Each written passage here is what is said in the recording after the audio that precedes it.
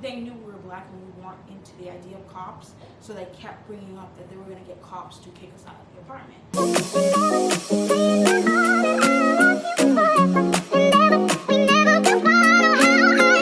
Hi everyone, welcome to our channel. My name is Nikki. My name is Marcus. And we are the Rainer fam, guys. Welcome to our channel, guys. Before we get into the video, guys, please like, comment, and subscribe to our channel. Like, comment down below what other story times you guys want to see from us. We have a few already, and if you have seen any of those, please subscribe to our channel. That means we've been entertaining you. So subscribe, do us a favor, we'll do you a favor and keep you entertained, guys. So, oh, and also this is a sipping story time. So, guys, before the video starts, go ahead and get yourself a glass of wine, a glass of juice, beer, whatever you want to drink. Sip with us, and we'll sip with you guys. So here we go. I'll give you 5 seconds to get yourself a drink. So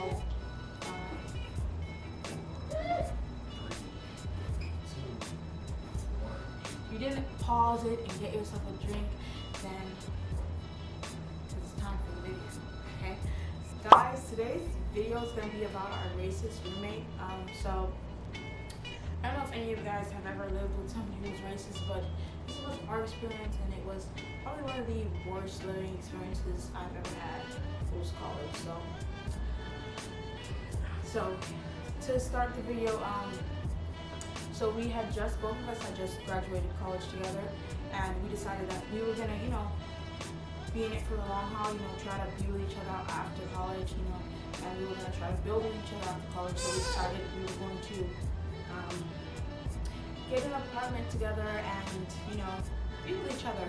But once we started looking at apartments, we realized that was way, especially in the area we wanted to live within, we realized it was going to be way more expensive than we thought it would be to get a one-bedroom by ourselves, especially just coming out of college, and both of us not having, been working throughout college anyway. So it was just kind of like, it was kind of just like, we just came from college. We have not been working through college. We've just been, enjoying the college experience. Yeah. So we weren't working, and we didn't really have much to put into getting an apartment by ourselves. So we decided, we would get to Orlando, have roommates, and be able to, once we stay with a roommate for a few months, after that, be able to work and then get our own place. So that's what we did. So we decided that once we were gonna, go to Orlando, move to Orlando, and be together, that we just should probably have roommates first before we decided to actually get our own place together, just to save some money up before we could do that. So we get to Orlando, the night before I had been talking to a guy who said he had an apartment available that him and his girlfriend were going to move out of. And there were 2 people in there already that, were going to, we would basically be living with. So we decided, okay, the night before he had told us, okay, the place is ready. Mind you, before that I was looking for people to stay with before we were able to move after we graduated and stuff. So I found the guy. He said the place was nice.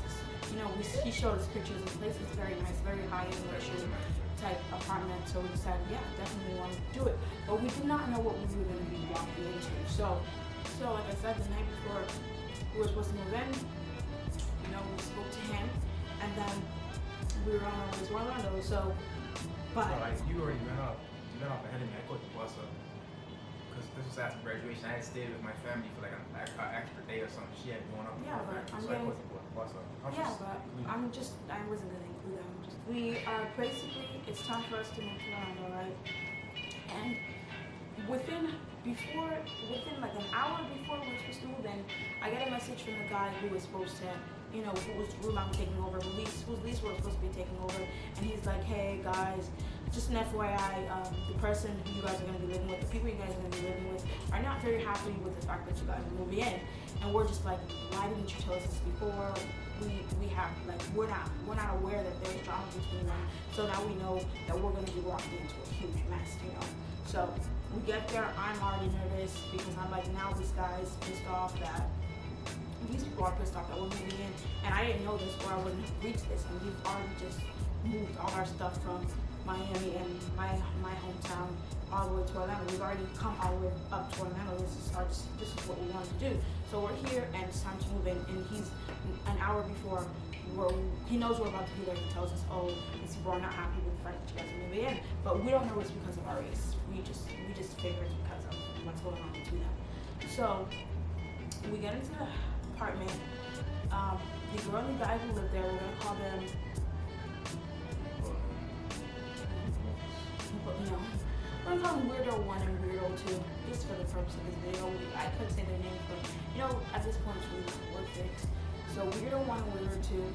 Weirdo 1 and Weirdo 2, I don't know I think at some point when we first got there, the girl wasn't there, the guy was there, and he never came out, so we never met him. Like the next day, like a hermit.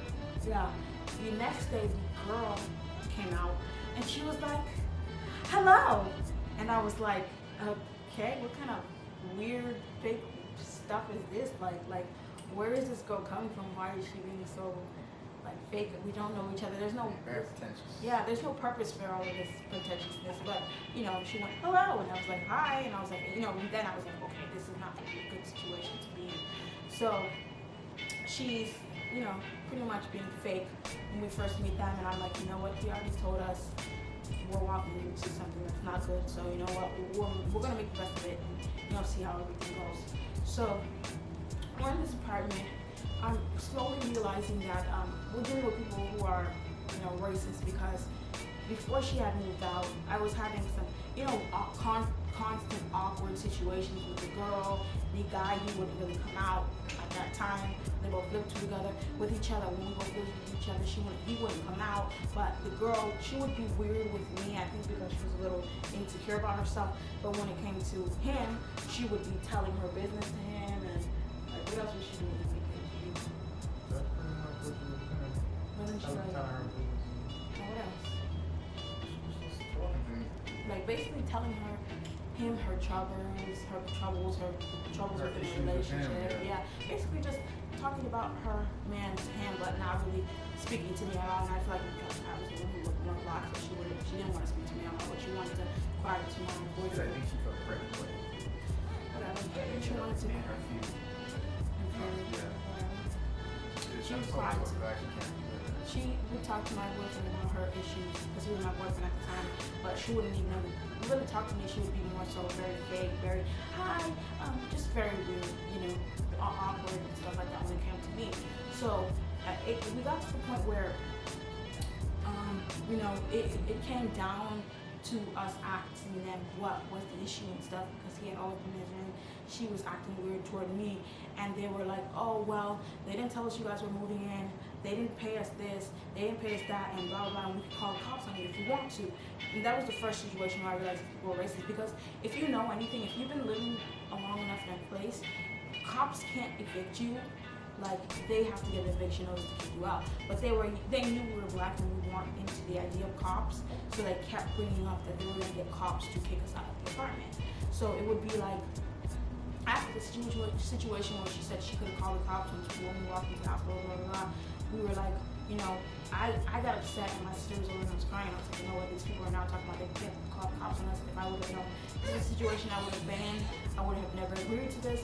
And after that situation where she heard me crying to my sister, she kept repeatedly saying she could call the cops on us, and that's why I knew this girl's a racist, ignorant, hateful person, So we got to the point where, it's there, the animosity is there because, she's having issues with her man. Trying to steal, No, but that's when she was moving out. She's having issues with her man, and they're both not happy with the fact that we're there, but she's still comfortable talking to her boyfriend at the time. So we're there, we're living there, it's not fun, it's awkward. And then she and her, the guy she's with, the two weirdos, Widow 1, Widow 2, decided they're gonna break up, and she's gonna move out. So when she didn't at some point, do you think that they were just acting like they were doing? Yeah, we thought they were acting like they were breaking up. I don't know, but there was so much distrust between both of us. We were just like, all of us, we were just like, we didn't really know what they were doing. But she did actually move out, and it was just Weirdo 1 left, and Weirdo 1 is extremely racist. So Weirdo 1, she moves out, and when me and her, after she moves out, she decides she's gonna, grow some you know, some wibbles, right? So I messaged her because I noticed that some of my containers were missing after she moved out, and I was like, why are my containers missing? So I messaged her like, hey, my containers are missing. I know they're only $2, but I don't get why you would take my stuff. And that was the day she decided she was gonna grow some huevos, and she just started to come at me in the messages. And I was like, wow, this girl waited until she moved out to try to come at me. So, do you have anything to interject about that? Sorry, I'm a little preoccupied. Anyway, so she decided that's when she would be coming at me when she moved out. She was like, she was talking crazy, and I decided to talk crazy too, because I was like, girl, you're just mad that you hate yourself, you hate the situation you're in, you hate your relationship, you're just an angry and happy person. So I decided to come at her, and after that I blocked her because don't wait to show that you're behind me once you move out. Like, don't wait to be bold enough to come at me when you move out. So, I addressed her about stealing my containers. A few days later, she returned them because I had I blasted her about it. And then we were now stuck with stupid one, weirdo one, and you can tell them about the situation. You guys had to. So one day he put a note on our door talking about this money. Did he touch base about the money yet? Yeah. It's okay. Yeah, people that gave us handed over the room to us. Yeah. They must have owed money for the last electricity bill before we came. So he was trying to get us to pay for it. Yeah. And we were like, I'm not doing that. And then so he put a note on our door one day, talking about paying Pay yeah. now! Exclamation! All caps. Like a psycho. Trying to demand it. Yeah. I was just like, I remember one time he came. I don't even remember if he was baiting or if I just saw him and I went up to him. Well, basically, he was trying to state his case. I can't remember if he was more aggressive in the beginning or if he was cool and then trying to get aggressive. But then, but I just know at some point he said something I felt like it was disrespectful. Man, I had been tired of all the other stuff that she was telling me to. So I pretty much got in his because face. guys, I didn't tell you guys, this guy, once she moved out, every time Marcus was gone, he would slam the doors. He would, and now I'm not talking about normal slamming the doors. He would wait until Marcus would leave, and he would spend 5 minutes walking in and out of the house every second, and slamming the doors, and slamming the doors, and slamming the doors. And being me, I'm a female by myself, and it would make me uncomfortable, but then I realized, I was like, this guy wants to make me uncomfortable, so I started slamming the doors too. So it was like two adults, we were adults, but like going back and forth throughout the day, slamming doors for no reason, not going anywhere. And he started that once he saw Marcus was not there to make me uncomfortable being there.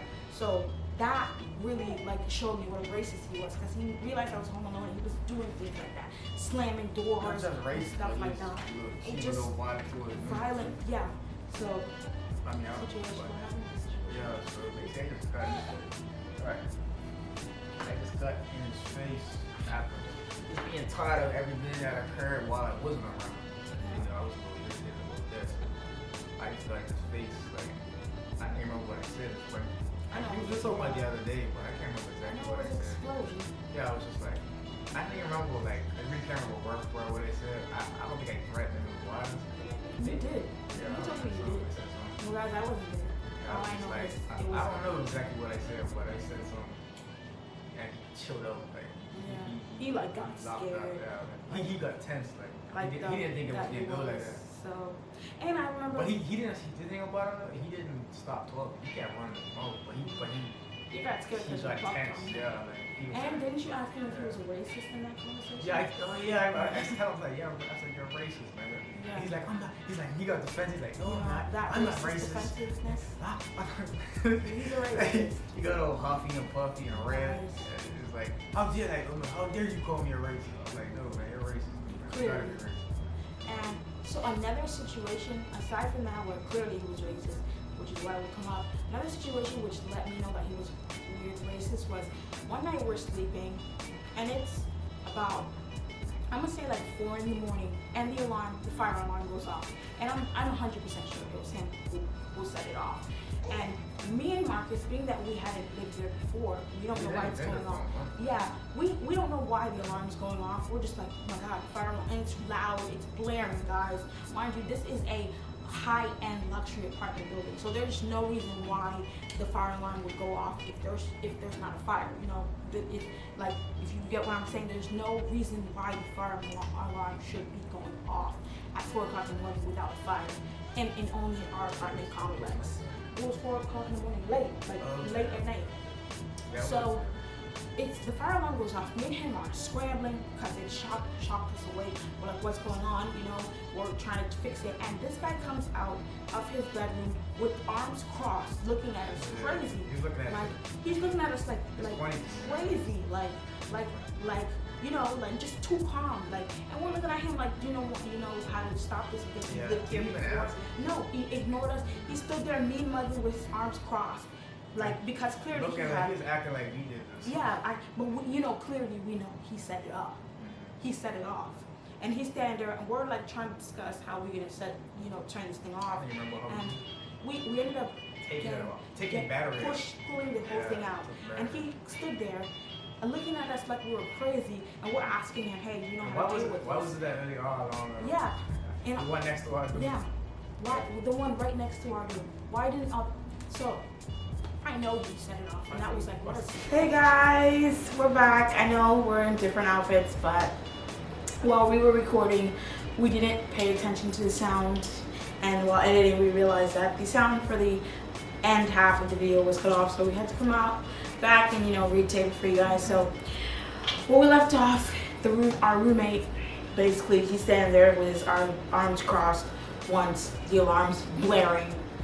It's 4 a.m. and both of us are wondering why it's going off, being that it's only our apartment going off. And the style of the apartments we lived in were like pretty much like resort style. So there's like huge buildings, huge indoor buildings. There's no stairs, just like elevators. If you get what I'm saying, you can catch what I'm saying, like a hotel. Like, so you walk into the door, you use your key, walk into the door, and then it's like have different apartments and an elevator you go up. Kind of like, condo apartment style, hotel style apartment. So it really didn't make any sense why ours was the only one going off. So clearly he had set the alarm on us. So we're sitting there, both of us like wondering why we're getting this cold shoulder from him. Obviously we don't like each other anyway, but it's like, well, we could all be working together to make sure, like, to fix the problem. Like, he's just standing there like this, like, why, like, even though he did it, when somebody's, he knows he did it. So after that, we realized we had to leave because we're living with a racist who's pretty much trying to do everything possible to make us uncomfortable, and on top of slamming the door every other day, on top of being rude to our guest, on top of everything he's already done, leaving crazy letters, being dirty, because guys, he was the dirtiest, disgusting person you'll ever meet in your life. I mean, we decided when we were gonna move out there, we were gonna just, we were gonna walk into his room because he wasn't there, because I had noticed all these little bugs everywhere in the house, these little like gnat looking things, and then we walk into his room, and I tell you, it was the most disgusting Mountain Dew and Doritos everywhere, and the toilet toilet was black. Let's just say it was black. Actually black.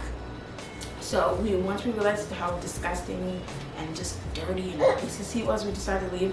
Especially after the whole fire alarm thing, we decided it was time for us to go. So within 2 nights later, I had been talking to a girl who needed to maybe take over her lease. So she said she was ready for us to move in ASAP. We decided that night we weren't gonna say anything to the people who gave us the apartment, whose lease we took over. We weren't gonna say anything to him, because why? Because both of them had, left us over. Yeah, we just left. It was like late at night. It was around 20 in the morning. We packed all of our stuff and left. Even though he was there too, he was watching. I'm sure he saw our stuff moving out. I'm sure he saw. But he waited until the night we moved out, and we were already gone, to go message the guys whose lease I took over to be like, hey, they left, blah, blah, blah. As if he still had the right, as if he had the right to do that. As if he had the right to be like, hey, they left. Oh, who's going to help me? Like, even though it was his fault, he still went to the guy that whose lease I took over to go ask him, oh, hey, they left. What are they doing? Where do they think they're going? Like, this is the problem with these racist people.